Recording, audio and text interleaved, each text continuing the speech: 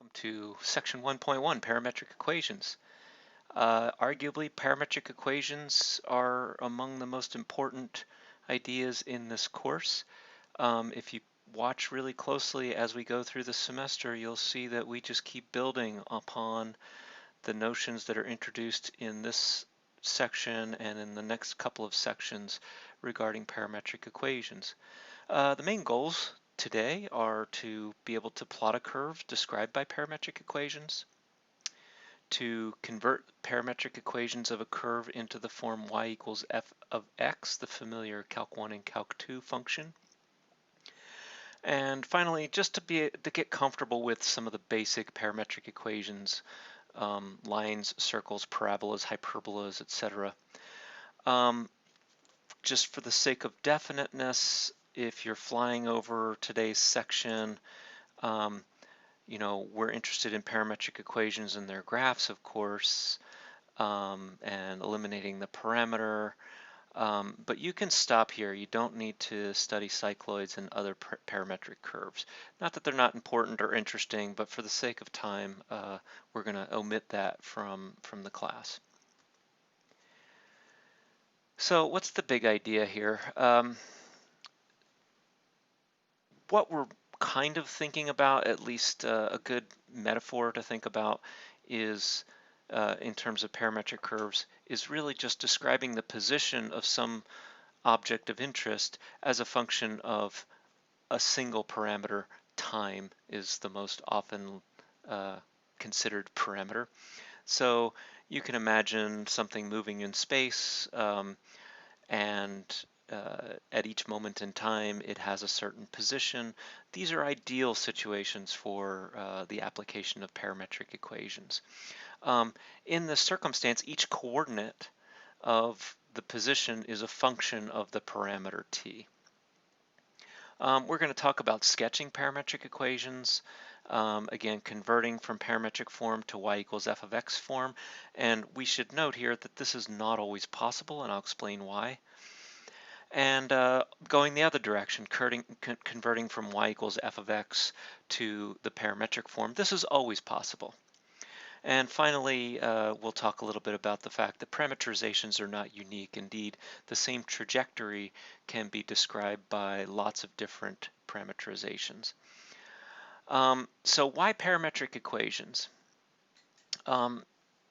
Imagine a bug or something else moving around on a flat surface. How can we describe this bug's motion mathematically? And why might y equals f of x not suffice? The main reason, there are two main reasons. One is y equals f of x is kind of independent of time. So while it will describe the shape of the bug's path, it won't really tell us when the bug was where. The other thing is y equals f of x is by definition a function, which means it must pass the vertical line test. And parametric equations don't have that constraint. We can imagine a bug kind of moving in a figure eight or moving around in a circle, neither of which are functions because those kinds of figures fail the vertical line test. So parametric description of a bug's path is definitely more flexible, more general than the description of a path by functions. Just a reminder, we're going to be thinking of the coordinates of the bug as functions of time. X, the x coordinate, is a function of time. Y, the y coordinate, is a function of time. These kinds of representations are pretty good when you have lots of particles moving around, for example.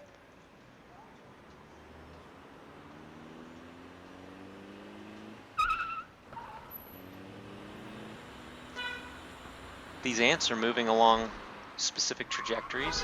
Each ant has its own little trajectory.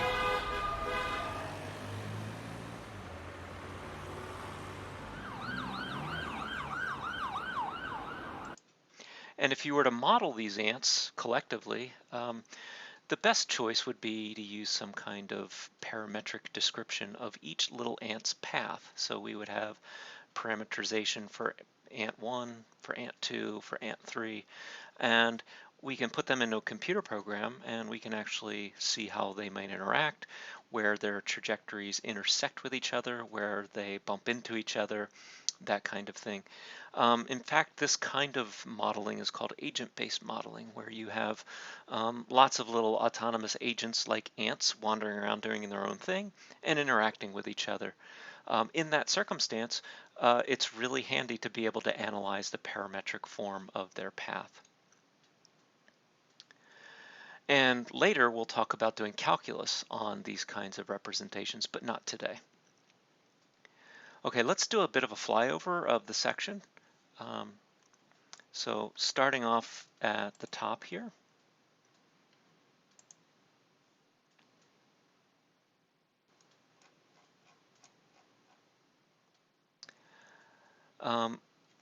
It's not just ants. We can talk about planets and their trajectories. You know, the Earth in March is in one position and in January is in another position. So it's very important to astronomy. We have this definition of parametric curve and parameter. And as I alluded to earlier, we have the coordinate functions as functions of some parameter t. And it's a useful metaphor to imagine x and y as being the position of some object of interest and t being the time that that object was at that position. Together, these equations are called parametric curves or plane curves. Okay, let's talk a little bit about how we might get a grip on these kinds of things. Imagine you're back in 8th grade and you're given a function and you're asked to plot it without knowing anything else. Your fallback position is to just start plotting points. Find an x value, plug it into the equation, and get a y value. And if you generate enough of those, of course, you'll begin to see what the curve looks like. Well, fortunately for us, that fallback position works here in parametric curves as well. We can take a collection of t values and just plug them in and hope that we see a pattern. So let's look at this first example and I'll give you an idea of what I mean. Let me grab this and copy it, and we'll go over to the scratch work and work on this a little bit. All right, so here's our exercise. Let's just focus on A for the moment. So in A, we're given the coordinate functions. X of t is t minus 1, y of t is 2t plus 4, and the range of parameter values that we're allowed to plug in go from minus 3 to 2.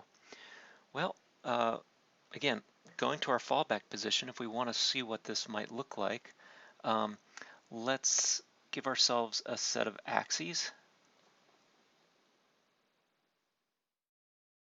And this is part A. And notice here that the parameter range t, the parameter, lives in the interval from minus 3 to 2 inclusively. Well, what happens if we plug in t equals, say, negative 3? Well, x of negative 3, focusing on this equation right here, is negative 4.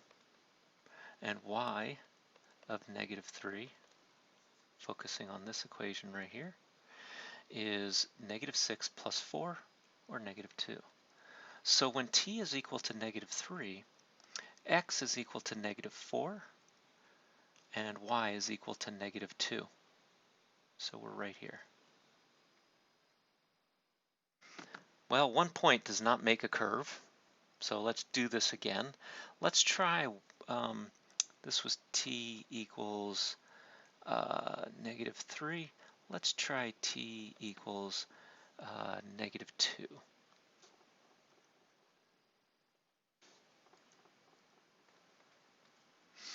Well, let's repeat the exercise. Negative 2. We plug in negative 2 into the x-coordinate, and we get negative 3. We plug negative 2 into the y-coordinate, and we get negative 4 plus 4 is 0. So we know that when t is equal to negative 2, this bug, or whatever it is sitting at negative 2, 0. So this was t equals negative 3, and this was t equals -2. Let's just do one more. Let's do t equals 0. When t is equal to 0, we see that x of 0 is equal to -1, and y of 0 is equal to 4. Well, what does that do for us? We go to -1, and we go up 4. 1, 2, 3, 4.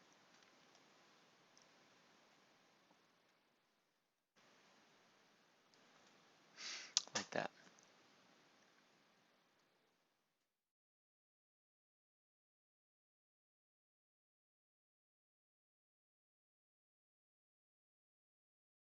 Oh, and I do see a mistake here. This should be sitting here at not at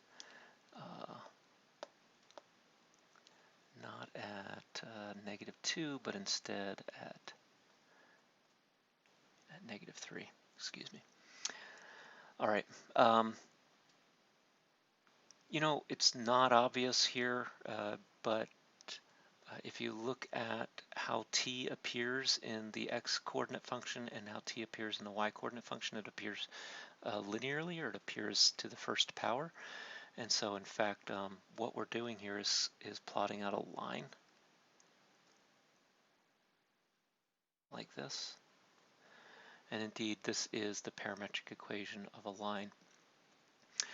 You could repeat this experiment for B and for C. Let's do C, since it's a little bit more interesting than perhaps B. So for C, we're looking at 4 cosine t, and y is equal to 4 sine t, and the interval goes from 0 to 2 pi. Let's grab this and copy it and put it down here just so that we remember.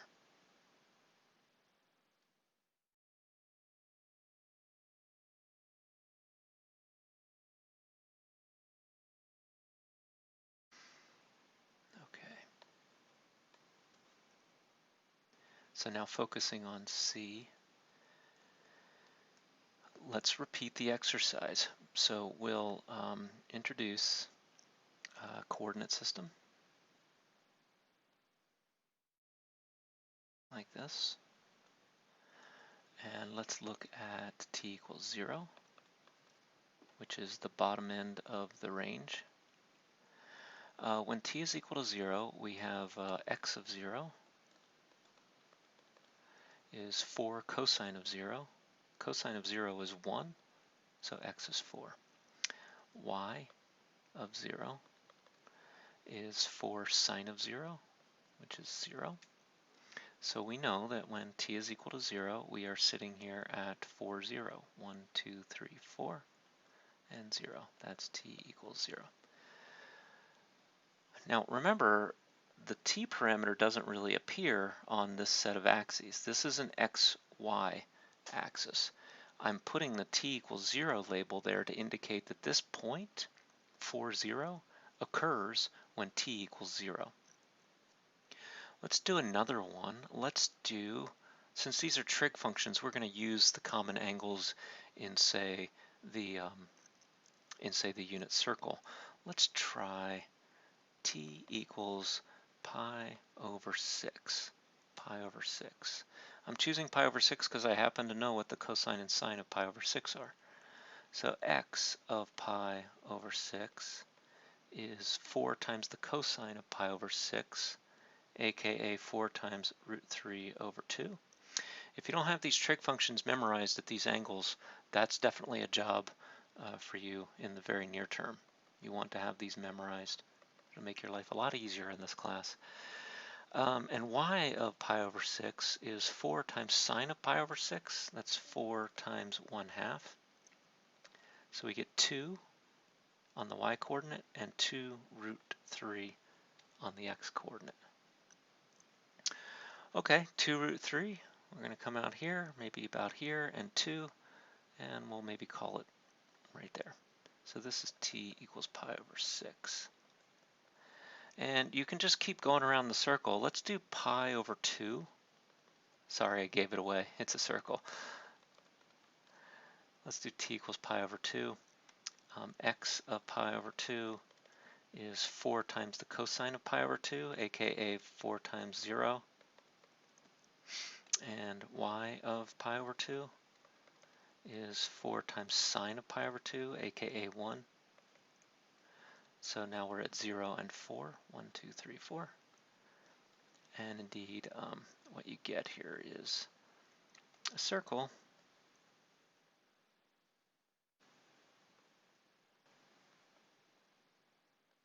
of radius 4.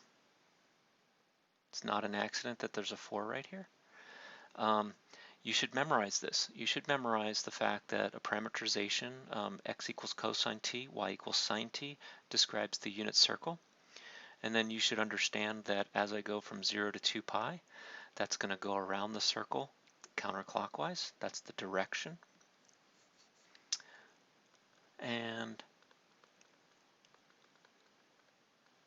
the direction of a parametrization is always important in this class. The direction of a curve is the direction that you move for increasing parameter. So the parameter increases from 0 to 2 pi. What happens while that's happening is you're taking and moving along the circle counterclockwise around the circle. This 4 out here basically takes the unit circle, cosine t sine t, and blows it up to a circle of radius 4. All right, let's keep going here. Let's talk about example 1.2. Oh, and let's go back to the book here briefly. So if you've worked on these examples and you want to kind of check your work, there's a solution. Here's the process of plugging in points that I went through. Here's the line. Here's more plugging in points. This worked out to be a parabola. And here's more plugging in points, and this worked out to be a circle of radius 4. So that solution will help you catch errors and so forth. Let's put that solution away and continue on. So it's convenient to be able to go back and forth between parametric form and just regular y equals f of x form. It's not always possible. For example, a circle can't be written in y equals f of x form, but lots of shapes can, and if you're trying to figure out what a parametrization looks like, eliminating the parameter can be helpful. So how does this work? Let's say you have this parametrization. X of t is equal to t squared minus 3, y of t is 2t plus 1 over this parameter range. What you can do to express y in terms of x or x in terms of y is you can eliminate the parameter.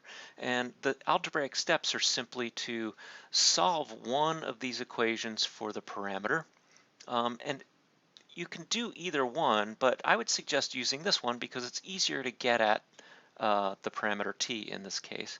So we'll take y equals 2t plus 1 and we'll solve for t, and that yields this expression. And then we'll take this and we'll substitute it into the coordinate x. You see that here, we take y minus 1, we substitute it in for t squared, and we get this expression. And then you expand it out a little bit, and what you end up with is an equation that has no t, no parameter. X is equal to y squared minus 2y minus 11 over 4. And you may recall from algebra that this is a parabola. It's a little bit backwards. Instead of y equals some function of x squared, it's the other way around. We have x is equal to some function of y squared. And this is still a parabola. It's just opening out along the x-axis instead of along the y-axis. So let's practice this a little bit. I'm going to try B here, because it's not always just solving for t and substituting in. Sometimes you have to kind of pull out some other trickery that you might know. So let's look at this example, and let's look at B.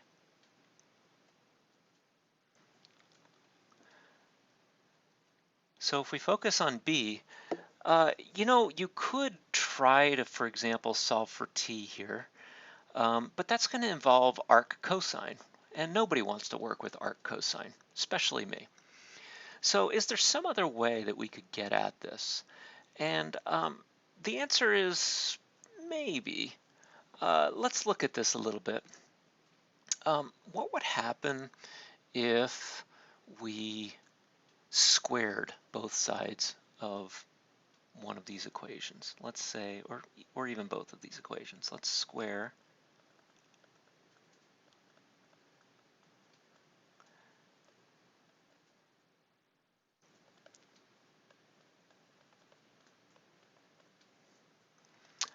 both of these equations.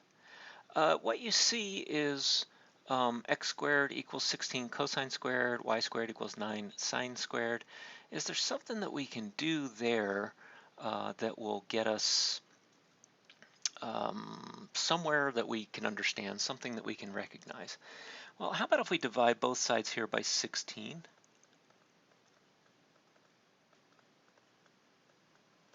And both sides over here by 9?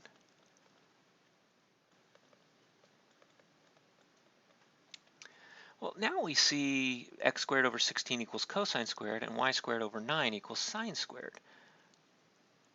That might not be helpful to you, but if you stare at this for a little while, and I have the advantage of knowing where I'm going here, maybe try adding these two equations together.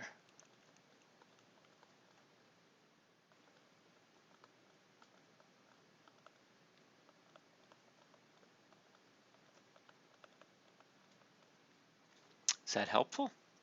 Yeah, it's actually helpful because on the right-hand side we see the Pythagorean identity 1. What's the goal here? The goal is to eliminate t. So when I replace cosine squared t plus sine squared t with 1, I've gotten rid of the parameter. The next step is to figure out, well, what do I have left? Now I've got everything in terms of x and y, but what is this? Well, again, if you go back to, say, Algebra 2 or Pre-Calc, you'll recognize this as the equation of an ellipse.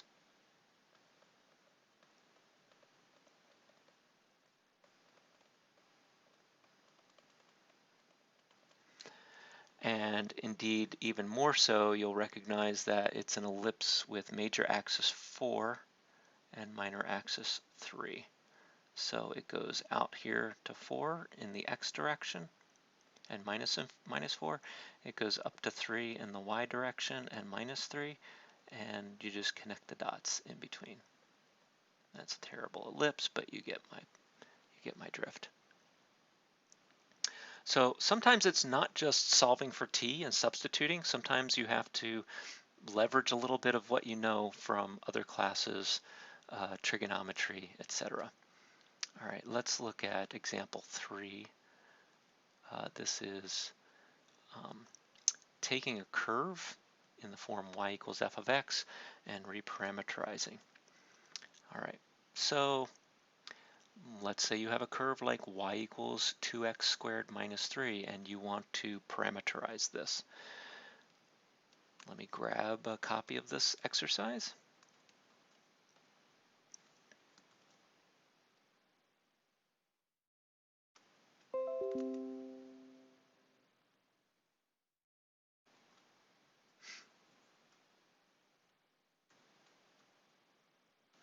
All right, pardon me while I repeat this. Okay, so we're interested in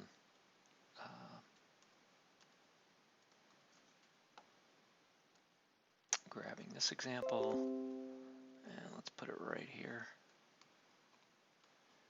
Okay, find two different pairs of parametric equations to represent the graph y equals 2x squared minus 3. You might recognize this as just a parabola opening upward and then shifted down by 3 units. So here's the parabola x squared. Multiply it by 2, that just makes it open up more sharply. And then minus 3 means that you're going to subtract 3 from every y coordinate. So you're going to get something, this isn't part of the exercise, but you're going to get something like this. The vertex is going to be down here at minus 3, and it's going to open up like that. Okay, how do we parameterize this? Well, whenever you have y equals f of x, it's always a safe parameterization to just let x of t equal t. Once you've made that decision, then y of t is just f of t. In other words, it's whatever you get by plugging t into f. In the case of this example, this is f of x. I should write a little bit more clearly up there. This is f of x. So let's let x of t equal t. Then y of t is going to be 2t squared minus 3. And it's always a good idea to specify the parameter range, and you want to specify as much of a range as you possibly can. What values of x were okay over here? Any value of x is okay. So what values of t are okay here? Any value of t, because any value of t will yield any value of x. So we'll say that t is essentially any real number.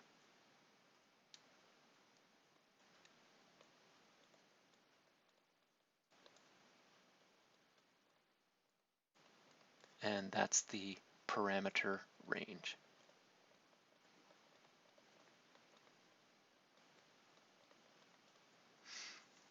All right.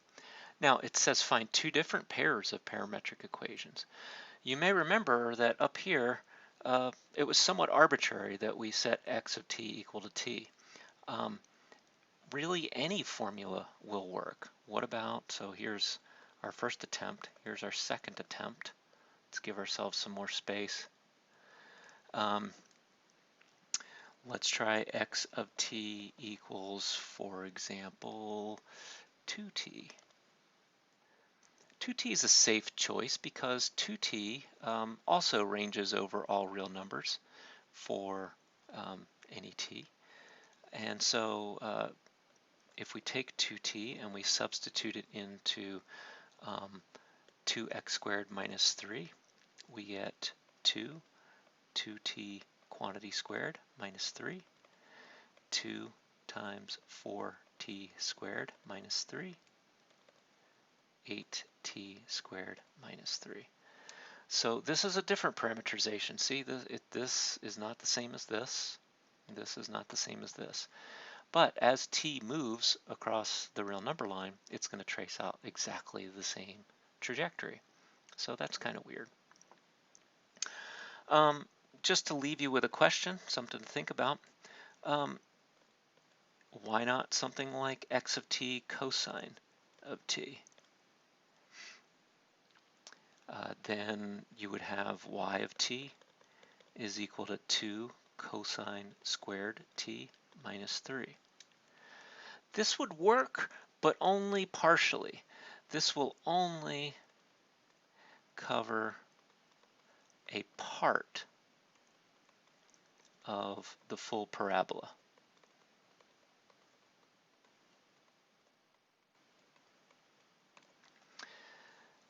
Think about why that's true and why that might be inadequate if you are being asked to parameterize the entire parabola. We'll come back to that later. So those are the main topics that I'm asking you to familiarize yourself with in this section. Let's finish the lecture with a bit of with going through a few exercises from the end of the section. So let's look at exercise 1.1.2 down here at the bottom. So for the following exercises, sketch the curves below by eliminating the parameter. Give the orientation of the curve. All right, let's talk a little bit about 1.1.2. So let's insert some space here, and let's grab a copy.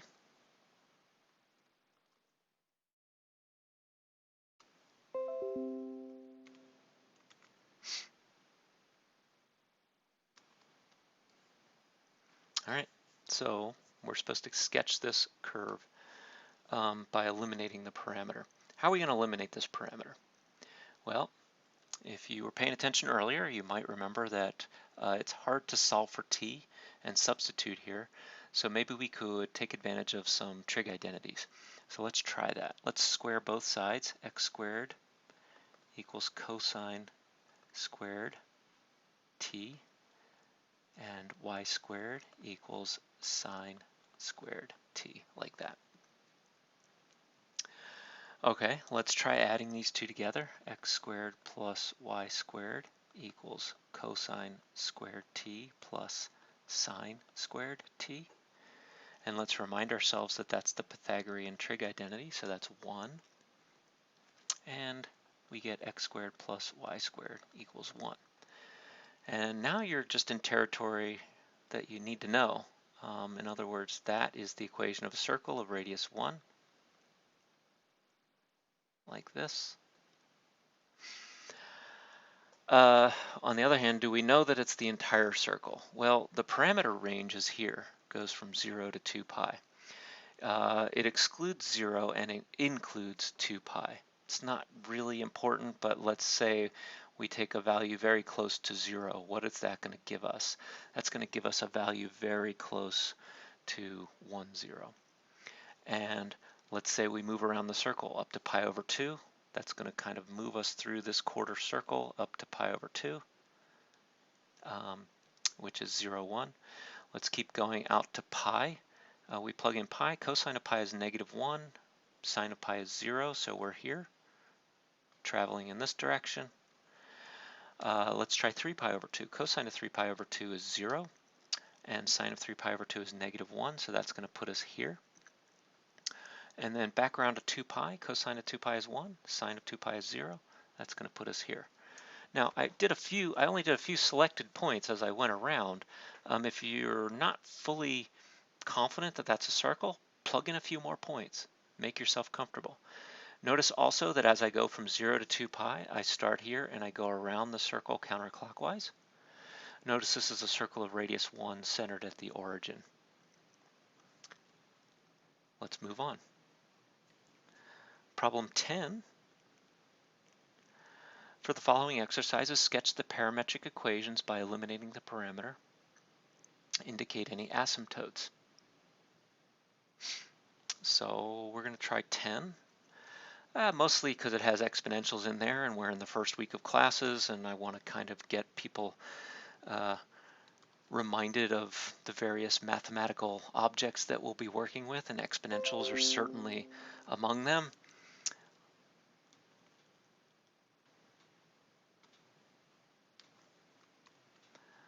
All right, so the goal here is to sketch this parametric set of equations. Another little trick here, you could solve for t and substitute, or you could take advantage of the fact that you know that x is equal to e to the t and y is equal to e to the t quantity squared plus 1. So it's always a good idea to notice these links. Why solve for x in terms of t? Sorry, why solve for t in terms of x if t is always appearing as an exponential over here in y? So we avoid the unnecessary work of solving for t in terms of x by noticing that e to the 2t is really just e to the t squared. E to the t is just x, and so this is x squared plus 1. Now again, we fall back on what we know from pre-calc and algebra, and we see that this is simply a parabola opening upwards with the vertex at 0, 1 on the xy plane. Whereas t in this equation, t is not here. T is behind the scenes. It's a parameter that controls how a little point might move back and forth along this curve. Let's keep going. Let's do 19.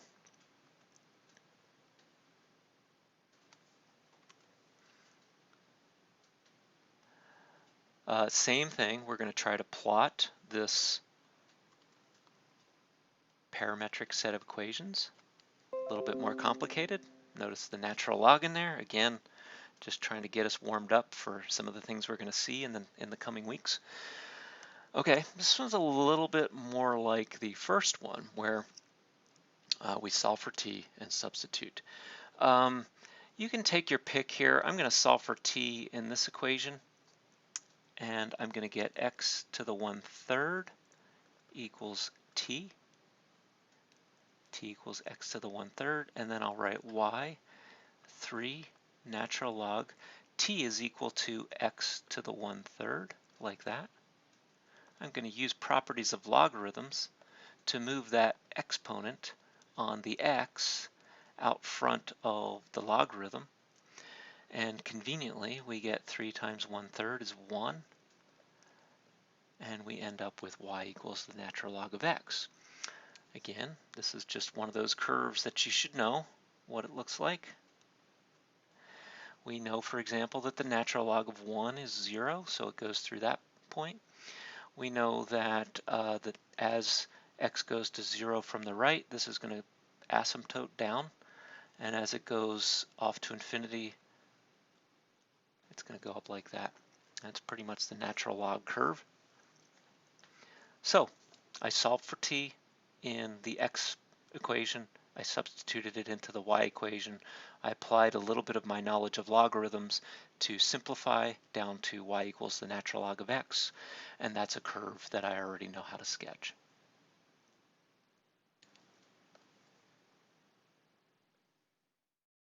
Let's look at 24. 24, yet another sort of oddball set of functions that you may not have thought about in a while, the hyperbolic trig functions. Hyperbolic cosine, hyperbolic sine. Now, I prefer to work with them in this form, hyperbolic cosine, hyperbolic sine, but maybe just by way of reminder, the hyperbolic cosine of t is just e to the t plus e to the minus t over 2, and the hyperbolic sine of t is e to the t minus e to the minus t over 2. You could try to solve for t in terms of x or t in terms of y, which would introduce arc hyperbolic cosine and arc hyperbolic sine. Nobody wants to deal with that. So once again, I'm going to pull out some identities that I'm familiar with. There is a Pythagorean-like identity for hyperbolic trig functions. It looks like this: hyperbolic cosine of t squared minus hyperbolic sine of t squared is equal to 1. So it's sort of like the regular trig identity, except instead of a plus sign here, there's a minus sign. Well, guess what I'm going to do with that? I'm going to square both of these parametric forms. X squared equals cosine h squared t. Y squared equals sine h squared t. And instead of adding, I'm going to subtract. X squared minus y squared equals hyperbolic cosine squared t minus hyperbolic sine squared t, like that. And now I get to eliminate the parameter using my hyperbolic trig identity, and I end up with the equation x squared minus y squared equals 1, like that. Once again, I fall back on my algebra. Oh, I should get that axis a little bit better here. There we go. This is a hyperbola, and it starts here and kind of opens up this way, and starts here and opens up this way. The fact that the hyperbolic trig functions in parametric form often yield hyperbolas is not an accident, but it's not one that we're going to discuss here. Okay, let me finish with a bit of a flyover of exercises 39 through 48. So in 39 through 48, you're just asked to look at these parametric forms and tell me what kind of curve I'm looking at. All right, so let's grab a bunch of these. We don't need to do all of them. Let's try that many.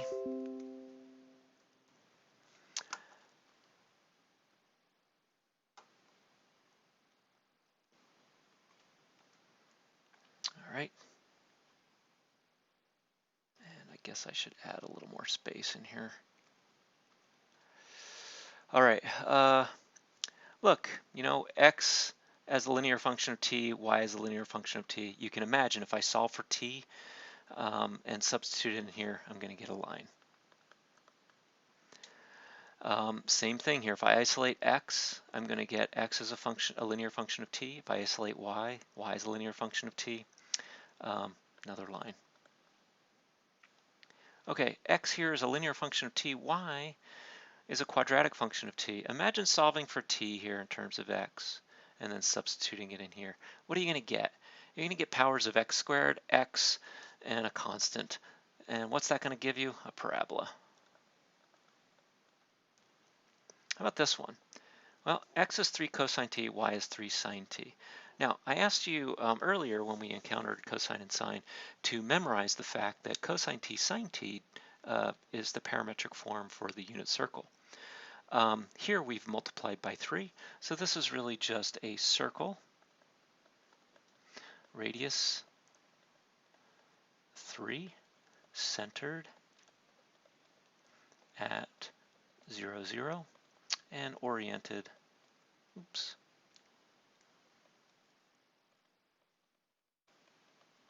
counterclockwise.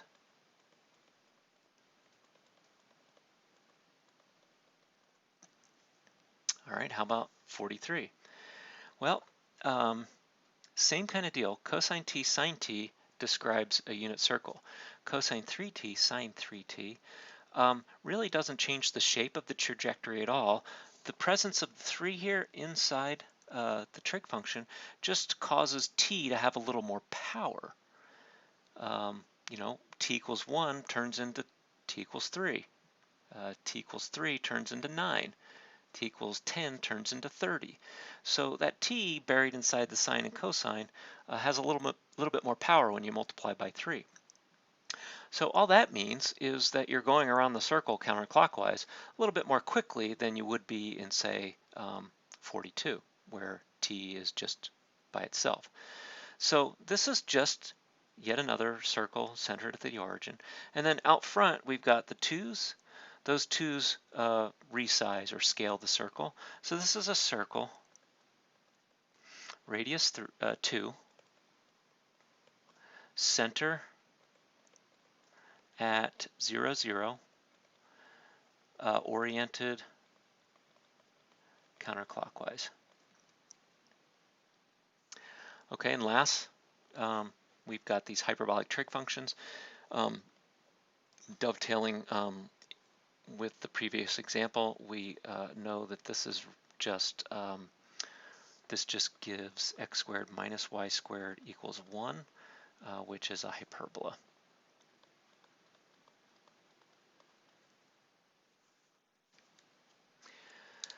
Okay, just to wrap up here,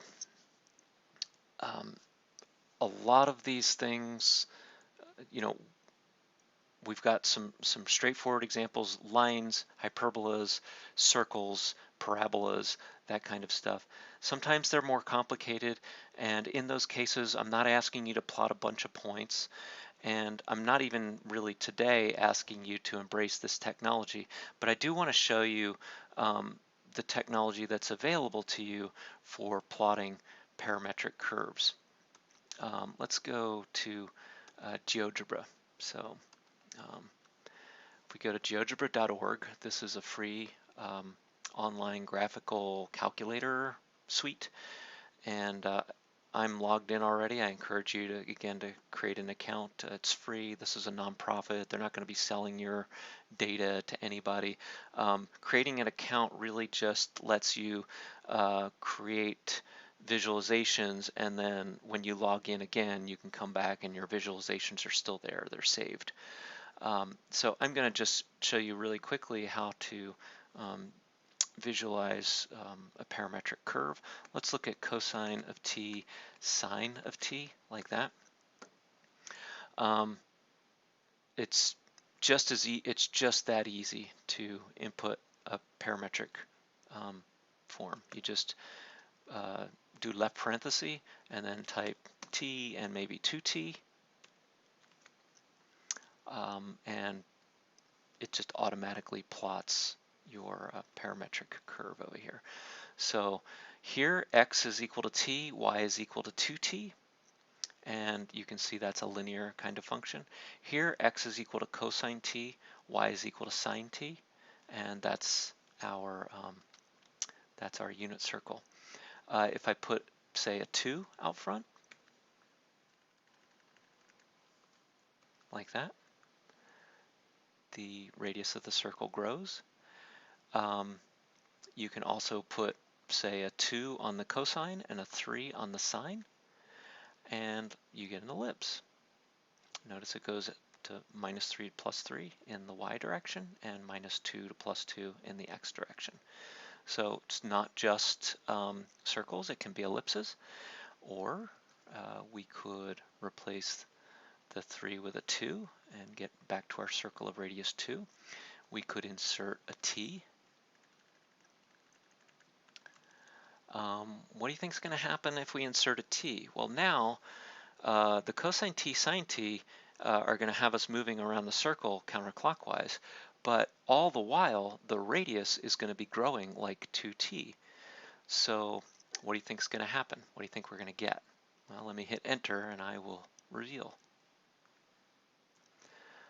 What you get is a spiral. That makes sense because as t grows, you've got cosine t sine t, which wants to be a circle, and then you have 2t out front, which is causing the radius to grow like 2t. So really interesting figure here, spiral kind of figure. Let's do one more and then we'll call it a day. What about our hyperbolic functions?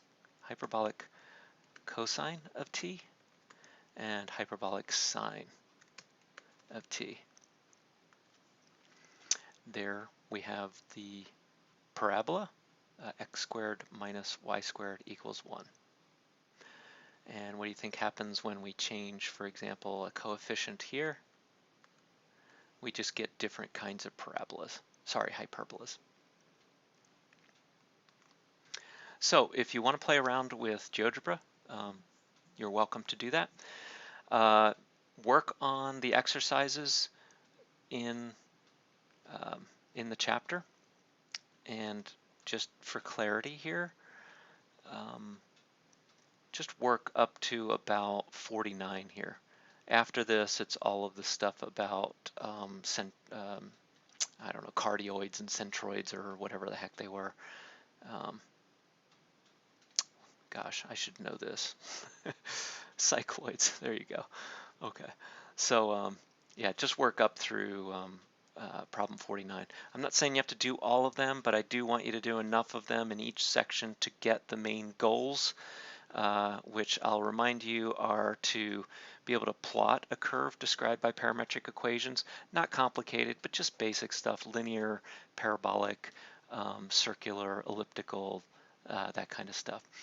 And be able to convert to and from y equals f of x form, and then recognize basic parametric equations like lines, circles, parabolas, ellipses. So just do enough to get yourself comfortable. And then when you're ready, go to WebWork and do the assessment for Chapter 1, Section 1.